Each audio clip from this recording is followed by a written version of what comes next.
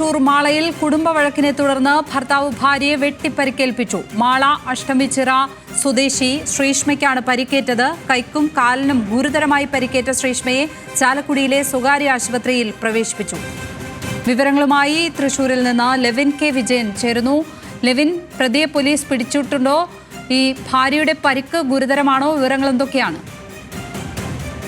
ലക്ഷ്മി, ഭാര്യ ഗ്രീഷ്മയുടെ കാലിനും കൈക്കുമാണ് പരിക്കേറ്റതെങ്കിലും ഗുരുതര പരിക്കുകളാണ് എന്നുള്ളതാണ് ആശുപത്രിയിൽ നിന്ന് നമുക്ക് അറിയാൻ കഴിഞ്ഞിട്ടുള്ളത്.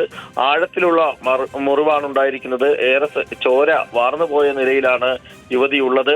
ഈ കുടുംബ വഴക്കാണ് ആക്രമണത്തിന് കാരണമെന്നുള്ളതാണ് പോലീസ് പറയുന്നത്.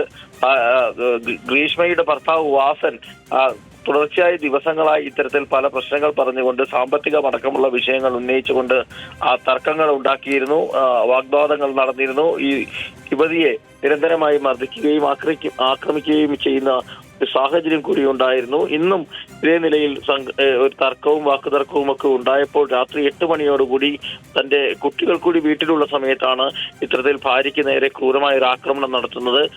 ആയുധം ഉപയോഗിച്ച് യുവതിയെ വെട്ടിപ്പരിക്കേൽപ്പിക്കുകയായിരുന്നു. ഗുരുതരമായി പരിക്കേറ്റ് യുവതി നിലവിളിച്ചപ്പോഴാണ് മറ്റുള്ള ആളുകളും മറ്റും അറിയുന്നത്. കുട്ടികൾ സമീപവാസികളെ വിവരമറിയിച്ചപ്പോൾ സമീപവാസികൾ പോലീസിനെ വിവരമറിയിക്കുകയും പ്രതിയെ പിന്നീടെത്തി കസ്റ്റഡിയിലെടുക്കുകയും യുവതിയെ ആശുപത്രിയിലാക്കുകയുമാണ് ചെയ്തിട്ടുള്ളത്. ചാലക്കുടിയിലെ സ്വകാര്യ ആശുപത്രിയിലാണ് യുവതി ചികിത്സ തേടുന്നത്. ഗുരുതരമായ പരിക്ക് തന്നെയാണ് എന്നുള്ളതാണ് ആശുപത്രി വൃത്തങ്ങൾ അറിയിച്ചിട്ടുള്ളത്. പ്രതിയെ കസ്റ്റഡിയിലെടുത്ത പോലീസ് മാള പോലീസ് സ്റ്റേഷനിലേക്ക് മാറ്റിയിട്ടുണ്ട്. എന്താണ് പ്രകോപനം എന്നുള്ള കാര്യം പ്രതി ഇതുവരെയും പോലീസിനോട് വെളിപ്പെടുത്തിയിട്ടില്ല. ഏതായാലും വിശദമായ ചോദ്യം ചെയ്യൽ തന്നെയാണ് നടക്കുന്നത്. നടപടികൾ തുടർന്ന് സ്വീകരിക്കുമെന്നും മാള SHO അറിയിച്ചിട്ടുണ്ട്. ലക്ഷ്മി, തൃശൂർ മാളയിലാണ് ഭർത്താവ് ഭാര്യയെ ഗുരുതരമായി വെട്ടിപ്പരിക്കേൽപ്പിച്ചിരിക്കുന്നത്. ഭർത്താവിനെ ഇപ്പോൾ പോലീസ് കസ്റ്റഡിയിൽ എടുത്തിട്ടുണ്ട്. വിശദാംശങ്ങൾ നൽകുകയായിരുന്നു തൃശൂരിൽ നിന്ന് ലെവിൻ കെ വിജയൻ.